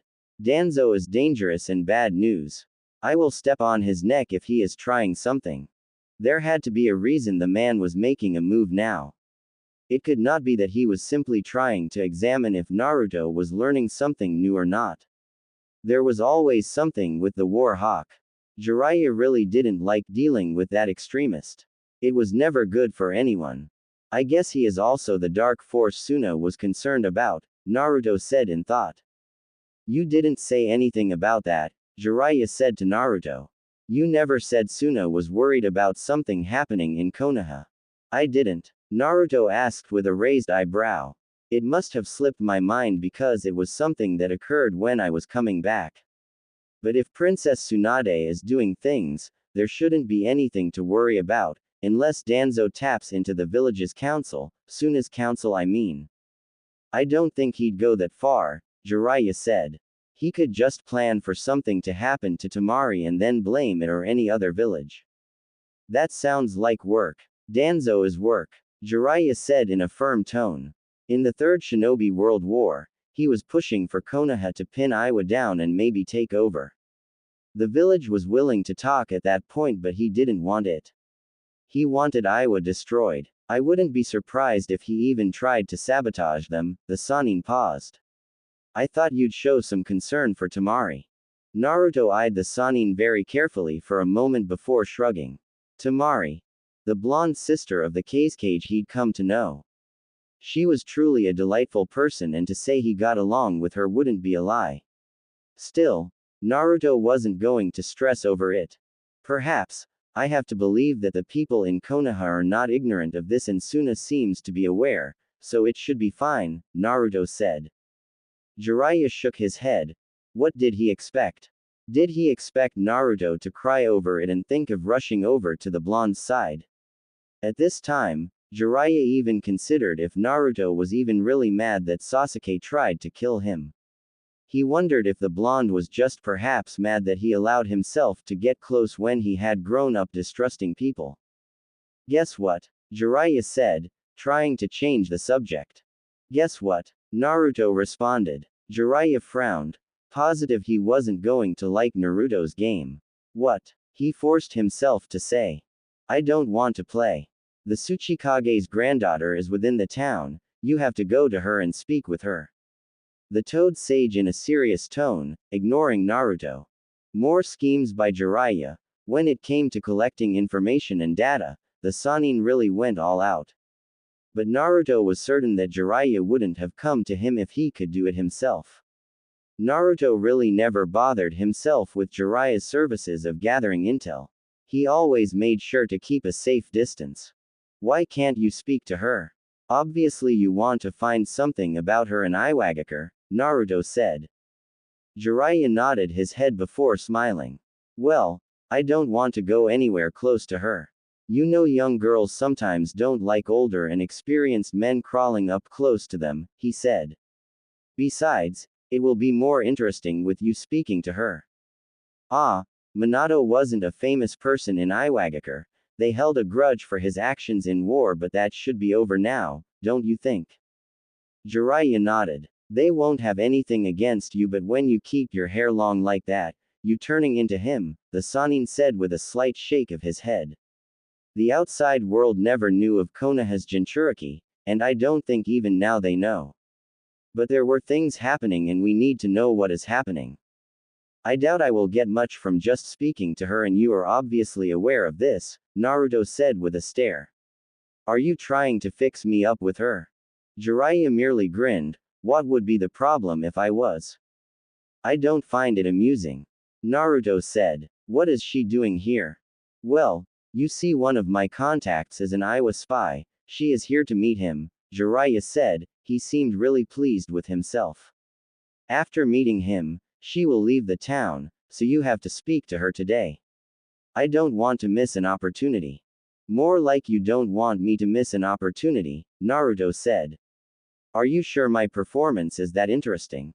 Jiraiya nodded. I'll be watching. Don't, Naruto said. I will be uncomfortable knowing that a perverted hermit is busy giggling with his notebook while dreaming about a potential pairing and harems you'll create for me. That wouldn't be a bad idea, you know, Jiraiya said in thought. I won't watch, but I still want a detailed report. Since when have I given you a detailed report? Jiraiya frowned. You will have to stop doing that, the Sannin said sternly. We shall see, Naruto said as he stood up. When are we leaving? We have to wait for Kakashi, he is coming here with something from Tsunade. After that, we'll disappear. Jiraiya explained lightly. What were you working on? Before I came here, I first stopped by somewhere to fetch my armor. I was preparing things and I want formalize myself with it. In our next sparring session, I will be wearing it. About 2 hours later, Kuretsuchi, the granddaughter to the Tsuchikage, a young black-haired woman who was obviously very attractive. She was obviously a very capable kunoichi, if given the way she carried herself meant anything. Then again, she was related to the current leader and was thought to be on the front seat to replace Onoki once he does retire from his position. The old man was currently the oldest Kage alive and active. The Sandaime had made him learn everything about the Kages and their power, a bit of history about them. Information was always essential before you made a move. Naruto was certain though, none of the current Kages could be compared to Hiruzen in terms of strength. In his prime, the Sandaime had no one to rival him. It did make Naruto wonder just how the old man who stack up if he was pitted against the first Hokage or the second. Shaking his head, Naruto reminded himself of where he was, in a bar. Shinobi liked this place, not for the drinks or the pleasures, but exchange for information. It was a good place to overhear conversations, to accidentally bump into certain people. Or maybe to poison someone. Such places existed in another world, far away from the normal things that occurred in the streets. Naruto picked up his bottles and walked over to the Kuretsuchi. She was sitting alone by a corner. She was obviously looking for someone. She didn't show it, but Naruto had observed people around this place that he could tell what they wanted judging by their body language. Kuretsuchi looked up when the blonde walked up to her. She stared at him, seeing the headband on his forehead. It was bit hidden by the wild blonde hair, but it was Konoha. She frowned. She wasn't looking forward to dealing with Leaf Shinobi. Not now, not at a place like this. But this was the Fire Nation, Leaf Shinobi were everywhere, so it could not be avoided. When did she last someone a picture of such blonde hair and blue eyes? Oh yes, the Yondaime Hokage, a very famous man. Konoha worshipped the man while Iwa was a little bitter that one man had forced them into the negotiating table during the last war. She was well aware that if not for the Sandaime Hokage, the man would have done more damage than he did. At least that was what her grandfather told her. She didn't see it. She hadn't been born into the world, so the fame of the Yondaime was nothing but a story to her. You just didn't think of Konoha's yellow flash, did you? Naruto asked in a light tone, a small smile on his lips. He was still standing. Kuretsuchi blinked. I just did, she said with narrowed eyes. I bet people who have seen him will be thinking the same, Naruto said with his smile. Can I join you? No, Kuretsuchi quickly said. I won't take much of your time, Kuretsuchi. Naruto said, looking straight into her eyes. Oh, and I will tell you a little secret that not even Konoha knows if you let me sit, he said in a whisper, a sly smile in his lips. Kuretsuchi frowned. He knew her name. He came here because he knew her. Well, there was no harm in letting him sit with her. She was getting bored alone and was even thinking of leaving anyway. She still had the rest of the day and tomorrow. You can join me, she said. What is the secret? Naruto settled gracefully. He noticed, although she had a bottle before her, she wasn't drinking it. Naruto Uzumaki, a shinobi from the Hidden Leaf, he pointed at his forehead. Uzumaki? Kuretsuchi asked. She was immediately interested in listening to that person. She was surprised to see someone from that clan here. Not to mention, as a shinobi of the Hidden Leaf. There were issues with the land of Uzumaki, so seeing another one of them here was a good thing for her.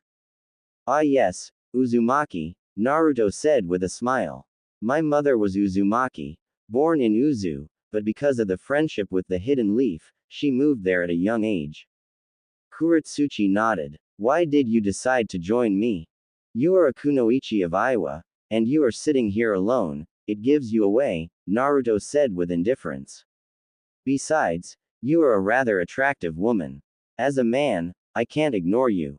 Kuretsuchi snorted. Easy pickings. Naruto laughed. Not at all, he said. Do you think I came for that? If you want easy pickings, he said, turning around and pointed at a woman was drinking heavily, you go for that. You don't approach a woman who isn't even drinking her alcohol and her defenses are as tight as a seal holding back a jinchuriki. Kuretsuchi stared for a moment.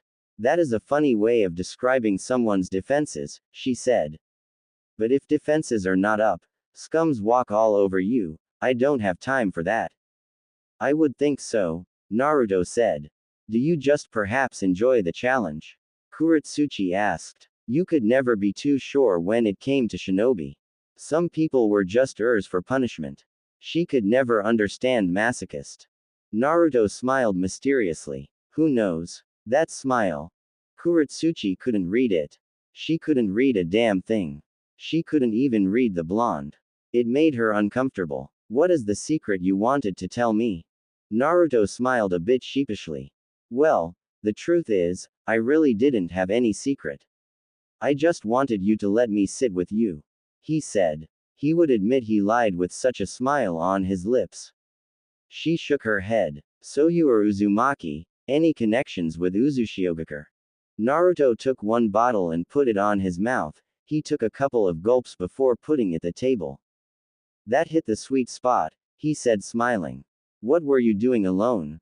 People come here with boyfriends, friend, to have fun, I came to drink, you are not drinking, and since this is far from home, we can rule out friends, found love with a man far away from home.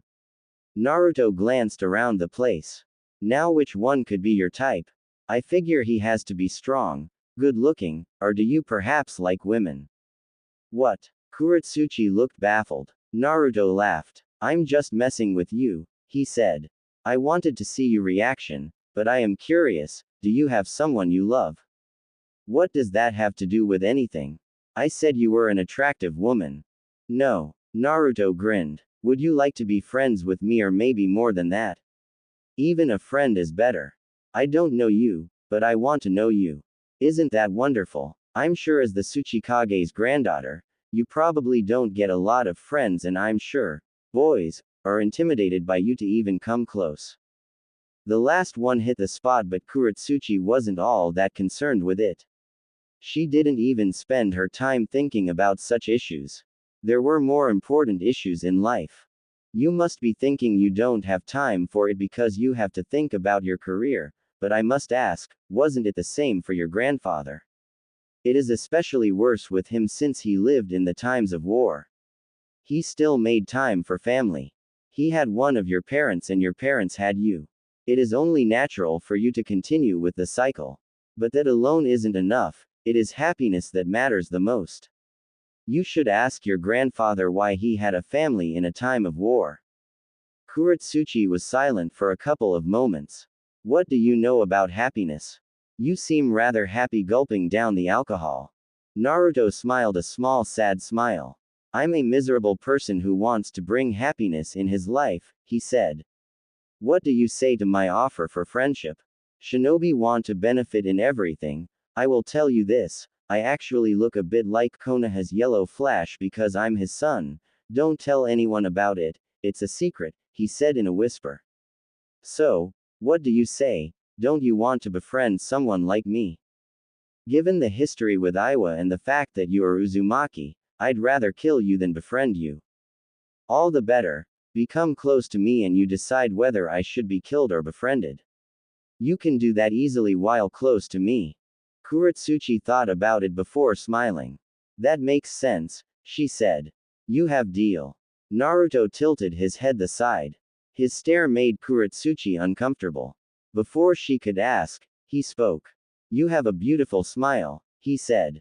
You asked if I have any connection with Uzu. I can't answer that. Nor can I tell you if I can use my father's jutsu, we will talk when we meet again. We are going to be friends, right? Kuretsuchi frowned. That was disappointing. She had been hoping that he would start singing like a bird because he was drinking. Wait, if she let him continue drinking, wouldn't he end up getting drunk? He didn't seem like someone who was fearsome. But you could never know with Shinobi, right? There was no harm in entertaining him for a bit longer to see if he would sing. So, Kuretsuchi paused, trying to figure out what to say. I have said a couple of things about myself, you haven't, why don't you start? Or we can hit a battlefield if you think that is dull, a sparring session could be good. I hear some people understand each other better when they cross blades, Naruto said with a shrug. You don't really believe that, do you? If you close your heart, no one will get to it by fighting you unless you really want them to do so. If you, Kuretsuchi, don't want to be a friend of mine, sparring with me will only change if you find my skills acceptable, Naruto said. But I do believe a man and a woman can understand each other better when they do foreplay. You get to know your sensitive areas, and maybe when you hit the good spot, some secrets slip out. You're pervert, aren't you? Naruto shook his head. I'm merely stating what I believe, he said. What is it going to be? Kuretsuchi would rather have him continue drinking so he gets drunk and start talking. I'll talk. Naruto nodded. But I have a rule, he said. If you lie and I spot it, you take a drink. He pushed a saucer towards her. It wouldn't be fun if I got drunk alone, now would it? Kuretsuchi frowned. She was going to get drunk. There was a reason she wasn't even drinking in the first place. But Naruto was already way ahead of her, and if she doesn't admit that she is lying, how would he tell? Of course, she had no intentions of telling the whole truth. Fine. Oh, she regretted that choice. Later, Naruto was sitting by the window, looking over at the streets of the town. Nothing was ever like Konoha.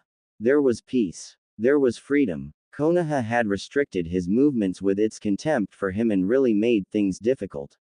He could have left any time he wanted. Uzu was his home, it was the home of his mother. But it was dangerous. The people in Konoha would have turned the world upside down looking for him. If they found out he was in Uzu, they'd raise hell. People like Danzo would be at the forefront of the attacks. The man would be looking for his Biju, the Kyuubi. When it came to him, the only thing the man was interested in was the Biju. It didn't matter if Uzu and Konoha were technically still allies, Danzo would try to invade Uzu. If he could not, he would entice the enemies of the whirlpools to do it for him. The War Hawk was capable of doing something like that. Being here was safer. And as long as he gained strength, it was more than enough. There was not even a need to rush things. He was growing. He needed to grow. They needed to be careful, lest they suffer another tragedy. Your ability to remain still for hours still amazes me, Jiraiya said. He was standing next to Naruto, eyes glancing between the blonde and the streets. I have been doing this since I was 5, Naruto said. When you do something repeatedly, it becomes natural for you to do it. Well, not all things, Jiraiya said with a sly smile. What did you to the Tsuchikage's granddaughter? Nothing. Were you threatened by someone? Jiraiya shook his head. No, but she was drunk. Oh yes, we were playing a little game and she was a bit too confident in her ability to lie. Then again, I'd made her a little curious by telling her some things, Naruto said with indifference. She is an excellent kunoichi. Even though intoxicated, she didn't say anything. I just helped her to her hotel. You don't sound like you got anything out of her. It wasn't my intention to get something out of her, Naruto said. I just wanted to lay the foundation for future relations. I'm sure tomorrow or when she wakes up, she will be very pleased that I was a gentleman despite there being occasions she felt compelled to ask if I was a pervert. Jiraiya narrowed his eyes. Are you saying that you will see her again? Naturally, Naruto said with a nod. Who knows, we might be friends. Can you try to be a little enthusiastic about that? Jiraiya said, seeing the indifference in Naruto's body language. Kakashi will arrive tomorrow. After he leaves, we will depart. Do everything you need to do by the end of the day because we leave tomorrow. There isn't much for me to do, Naruto said. Some rest will do, he said with a yawn. I think I will sleep for the rest of the day. My mind is a little tired and I don't want to be seen by Kuratsuchi. A year later, she'll look at me and think, oh, this is the guy who I got drunk with and then walked me to my place, and laid me on my bed. A bit of an embarrassing moment, if she tries to think of what if. You're cruel, Jiraiya said. She is going to be thinking about that the moment she wakes up. You didn't leave any letter. Nothing, you just left.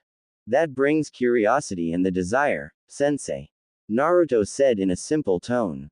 When you passionately kiss a woman, and then leave her with a hand on her lips, thinking, wow. She will think about that kiss when she wakes up, when she kisses another man. Speaking like a corn artist, you do that often. Naruto shrugged. You jealous that I can do that? Well, I could understand. I don't see any woman chasing after you, saying they want more. I haven't seen any woman chasing after you either. Nice touch, Naruto grunted. But you should be satisfied that we shall speak again, no? For better relations with Konoha and Iowa, that is suitable, I bet the creepy geezers in dark corners would be thinking about a political marriage. 3 months later, Jiraiya damn sensei.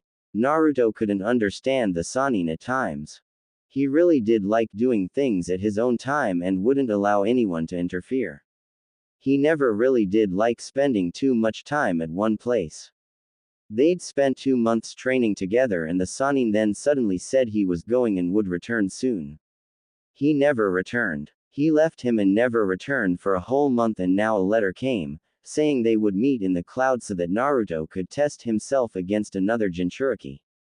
Naruto hadn't been afraid of being alone, but he had been warned, don't use the Kyuubi's chakra while I am away, just continue learning using the fire element. Of course, Naruto hadn't listened to those demands.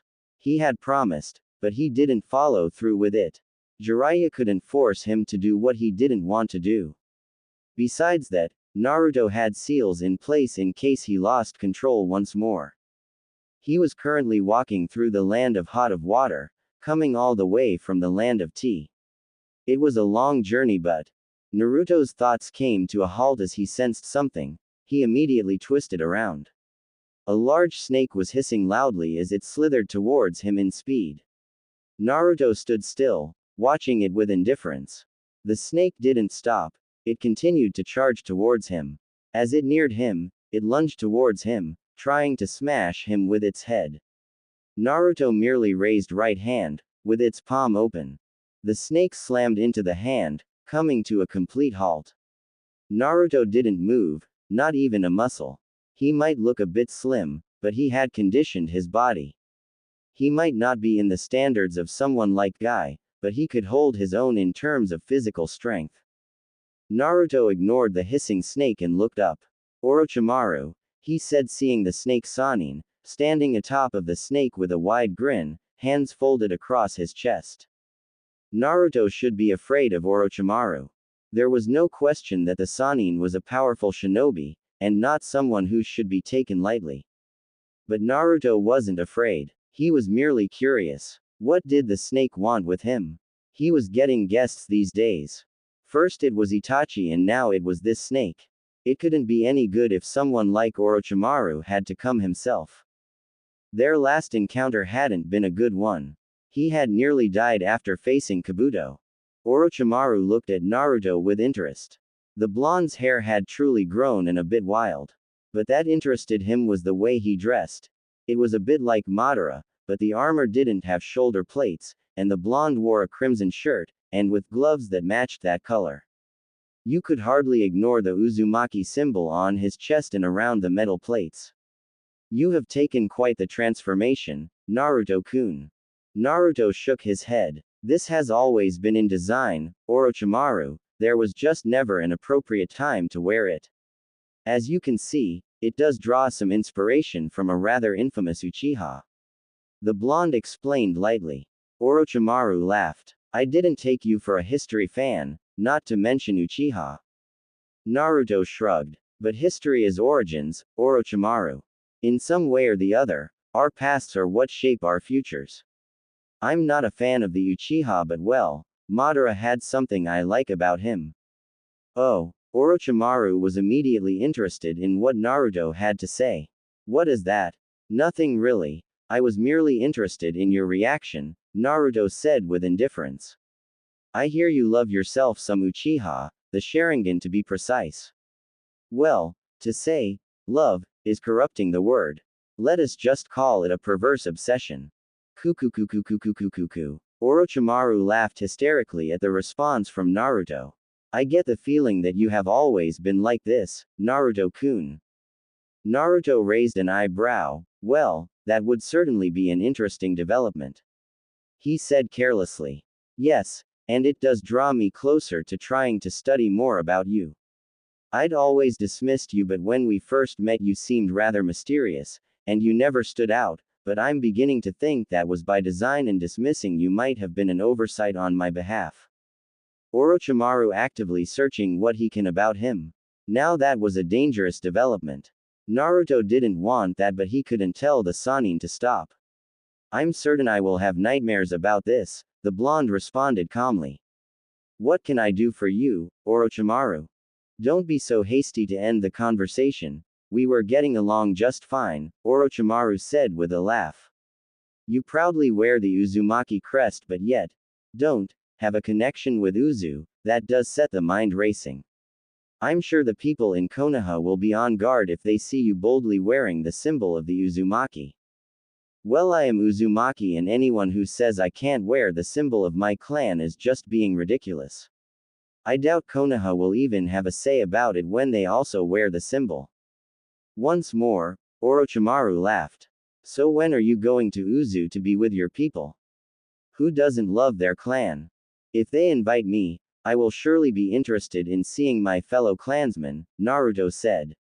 I see, you brought your little pet project with you. I was praying that you'd have consumed him by now. He is still training, Orochimaru said with a grin. You don't mind being a test subject, do you? With that armor, you should be at least a good punching bag. Not to mention you have the Kyuubi with you. I want to see how my Sasuke has grown. Sasuke isn't worth me using the Kyuubi's power. He is just a little child with some mental problems. Well, you two suit each other well. You both have loose screws up in your heads. Perhaps Sasuke has been suffering from the mental effects of his brother's genjutsu, Naruto said in a cold tone. I think I am beginning to like you, Naruto. Naruto shook his head. I'm afraid I don't swing that way. Orochimaru frowned. The blonde was mentally strong, unlike Sasuke. But truly, he was proving to be an interesting subject. If he does manage to survive here, Orochimaru wouldn't mind taking him back to the hideout. Sasuke, you can come out. The Uchiha flashed behind Naruto. You have trained your dog well, Orochimaru. I didn't think that you could train it better like this. Kukukuku, Orochimaru chuckled lightly. Sasuke-kun is more than that. Oh, I am very much aware what he means to you, Orochimaru. Naruto said with indifference. Sasuke stared at Naruto with an expressionless mask. This person had made him jealous of his growth. But he was here. He had trained hard under Orochimaru. He had abandoned all emotions and focused on his training. He was confident that he could beat him even with the power of the Kyuubi. This is rather interesting, isn't it, Naruto? Sasuke started in a calm tone, eyeing the blonde. He had yet to even activate his Sharingan. I guess you can say that, Naruto said. You do mean the fact that last time we stood like this I was chasing after you and now you are the one who has run after me? Yes, Sasuke said. Naruto shrugged. Well, I have never been the one good on chasing people. Admittedly, I don't really care what you do. Even if you strip down and bend down for Orochimaru to screw you, that isn't my problem. Naruto said indifferently. Nevertheless, Konoha has ordered that you be returned before you carry Orochimaru's children. And as a shinobi of the leaf, I must follow those orders. Sasuke didn't like those words. It was insulting to think of what Naruto was saying. But in the end, he ignored those words. Let us hope that the armor isn't just for show and you can actually fight. And I hope that you actually learned something, Naruto said. He clapped his hands together for a moment before, stretching his neck muscles. Come Uchiha, show me if you can really dance. That is some tough talk from someone I beat. You've never been able to beat me and there will be no change. In terms of arrogance, yes, you will win, Naruto said.